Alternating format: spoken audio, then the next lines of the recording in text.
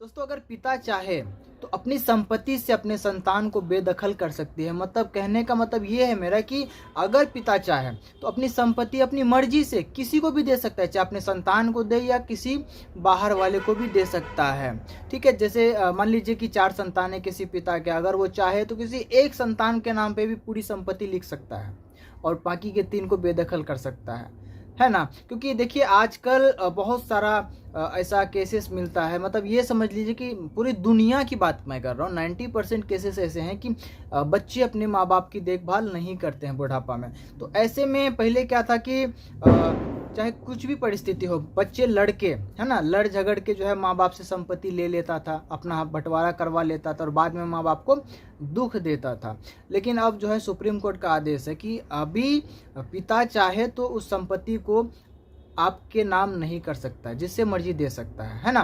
तो किस तरह का ऐसा प्रॉपर्टी है जिस पे पिता अपना हक जता सकता है, अपने अनुसार उसका फैसला ले सकता है, और किस तरह की संपत्ति है जिस पे पिता अपने अनुसार डिसीजन नहीं ले सकता। तो इस वीडियो में हम यही समझने वाले हैं। नमस्कार दोस्तों, मैं जयकरण ब्लैस से स्वागत करता हूं आप सभी का मेरे यूट्यूब चैनल टेक्निकल जैक में।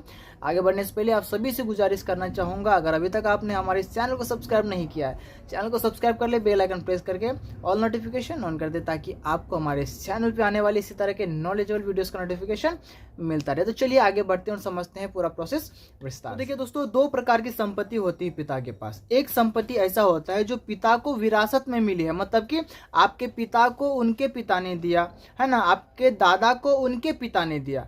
इस तरह का संपत्ति जो है विरासत में जो मिलती है, एक तो ये संपत्ति होती है।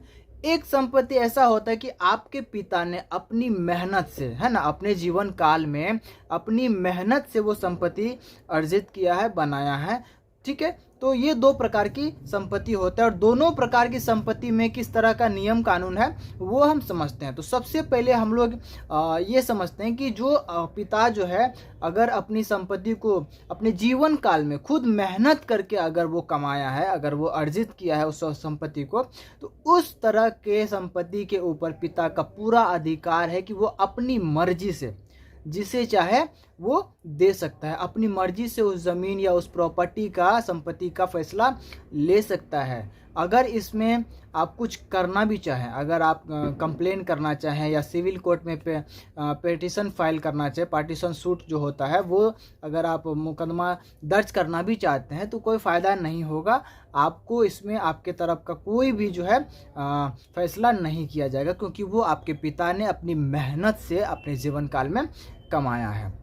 लेकिन अगर आपका पिता के पास पुश्तैनी संपत्ति है ना, उनके पिता ने ज़मीन दे रखी होगी या संपत्ति दे रखी होगी, आपके दादा को उनके पिता ने दे रखी होगी, मतलब आपके परदादा वाला संपत्ति है या आपका दादा का संपत्ति है, उस तरह के ज़मीन में, इस तरह के संपत्ति में अगर पिता किसी एक संतान के नाम पूरी प्रॉपर्टी या कर रहा है या फिर किसी बाहर वाले को अपनी मर्जी से संपत्ति दे रहा है, तो इस तरह का जो है केस में आप जो है ना अपना आपत्ति जो है जता सकते हैं, अपना जो है आप पार्टीशन सूट जो है पिटीशन फाइल कर सकते हैं सिविल कोर्ट में। इसमें आप लड़ सकते हैं और आपको आपका बराबर का हक मिलेगा। थोड़ा टाइम लगेगा लेकिन मिलेगा, समझ रहे हैं ना। देखिए ये कानून भी बहुत अच्छा बनाया गया है, क्योंकि बहुत सारे मतलब 90% केसेस ऐसे हैं जिसमें माँ बाप को जो है बुढ़ापे में बच्चे छोड़ देते हैं, 4 भाई हो या 2 भाई हो। अभी 2 भाई भी होते हैं तो इसमें भी माँ बाप बीच में पिस जाते हैं,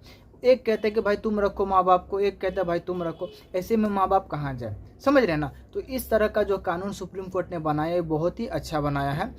इसमें जो है माँ बाप का भी एक फ़ायदा होता है, भाई जो सेवा करेगा माँ बाप को संपत्ति वो लेके जाएगा, समझ रहे हैं ना। अगर माँ बाप का अपना, और आज के डेट में जो है लगभग लोग जो है अपने मेहनत से ही संपत्ति अर्जित करता है, समझ रहे। पुश्तैनी तो बहुत कम ही मिलता है लोगों को। तो आने वाले टाइम में भाई ये केस बनेगा। तो भाइयों अभी मौका है, अभी भी आप सुधर जाएं। अगर आप इस तरह का काम करते हैं, माँ बाप को दुख देते हैं बुढ़ापे में, तो अभी भी आप सुधर जाएं और माँ बाप का सेवा निस्वार्थ भाव से कीजिए, क्योंकि माँ बाप कभी किसी का अपने संतान का बुरा नहीं चाहता है।